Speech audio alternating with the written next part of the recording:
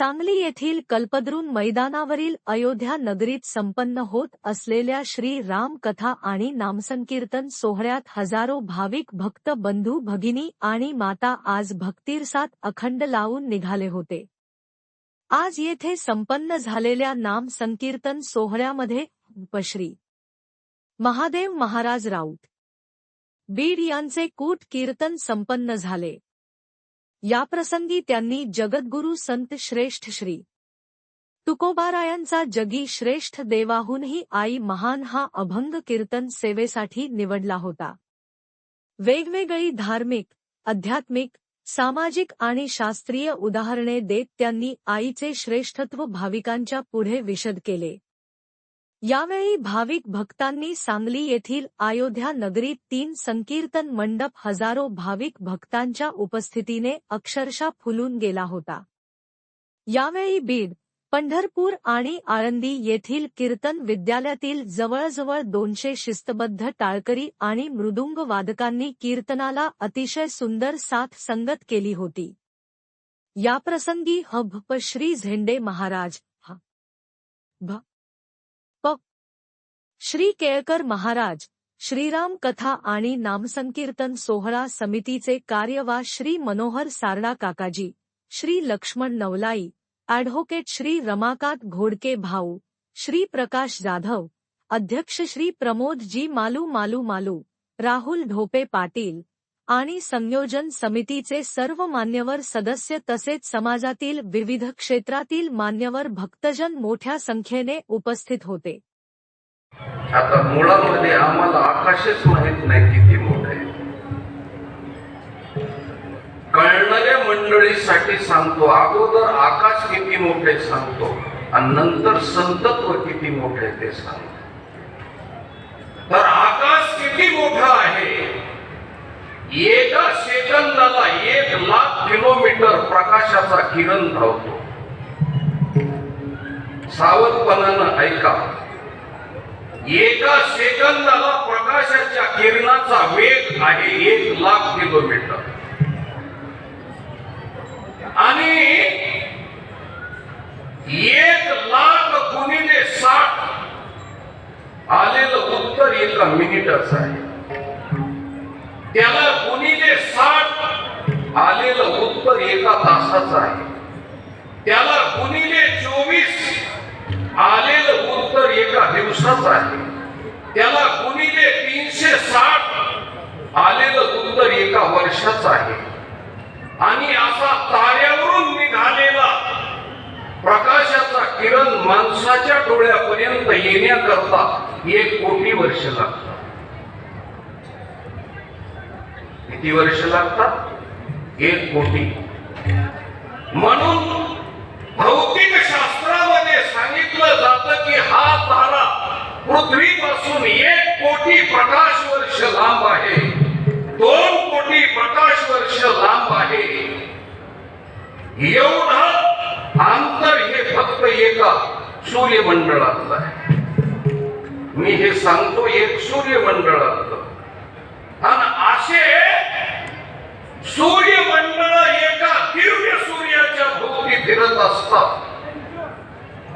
आणि असे दिव्य सूर्यमंडळ एका दिव्य सूर्यमंडळाच्या भोवती फिरतात। असे अनंत दिव्य सूर्य सहस्रश भवे दिव्य प्रदीप्तितः भगवान गीतेमध्ये सांगतात, एकावर एक हजारो सूर्यमंडळ, महामंडळ, त्याच्यापेक्षा महामंडळ एवढे पृथ्वीवरती त्रैराशिक मांडलं तरी गणित पुरणार नाही। हे सगळं आकाशामध्ये फिरतं महाराज। आकाश एवढं मोठं आहे, बारकाव्यानं बघा, एवढं आकाश मोठं आहे आणि त्या आकाशापेक्षा माझं संतत्व मोठं आहे।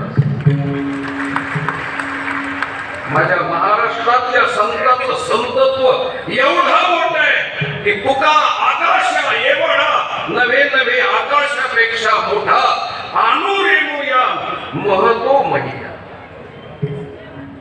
आकाशापेक्षा मोठं आहे माझं संतत्व आणि त्याला मातृत्वाची उपमा द्यायची। खऱ्या अर्थानं पाहिलं तर भरजरी शालीला गोंधळीचं ठिगळ दिल्यासारखं आहे.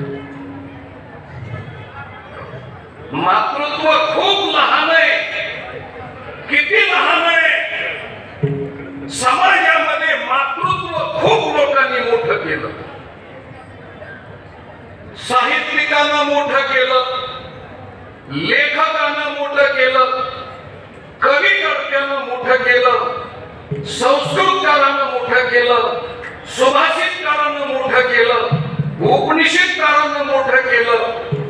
त्यानंतर वेदाधिकानं त्वमेव माताच पिता त्वमेव वेदाधिकानं मोठं केलं.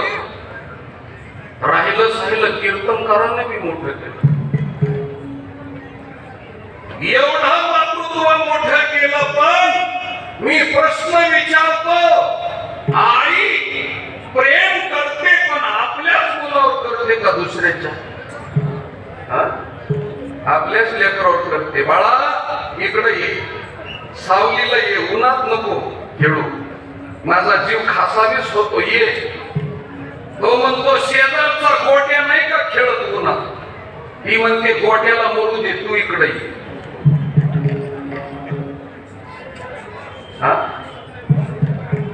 इतकं लहान असलेलं मातृत्व संताला उपमा देण्याच्या लायकीच आहे का? मग तुकोबाराईनं हे धाडस का केलं? का कशा करता केलं? तरी जाता जाता सांगतो तुम्हाला. कारण जगाच्या पाठीवर संताला उपमा देण्या इतका दुसरा दृष्टांतच नव्हता, म्हणून मातृत्वाची उपमा दिली महाराज. नाही मामुशे लगते मामू अच्छे. हो, ज्या गावात कोकिळा नसते त्या गावात बेडकालाच कोकिळा म्हणतात. तसं संतत्वाच्या लाईनीला मातृत्व बसत नाही. पण जगामध्ये मातृत्व इतका मोठा दृष्टांतही नाही.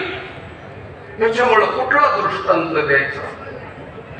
सागर किती मोठा आहे हे सांगलीत राहणाऱ्या एखाद्या मुलाला जर सांगायचं ठरलं तर सागर किती मोठा आहे, मग त्याला सांगावं लागतं की आपल्या गल्लीमध्ये जे पाण्याचं पावसाळ्यात तळ साचत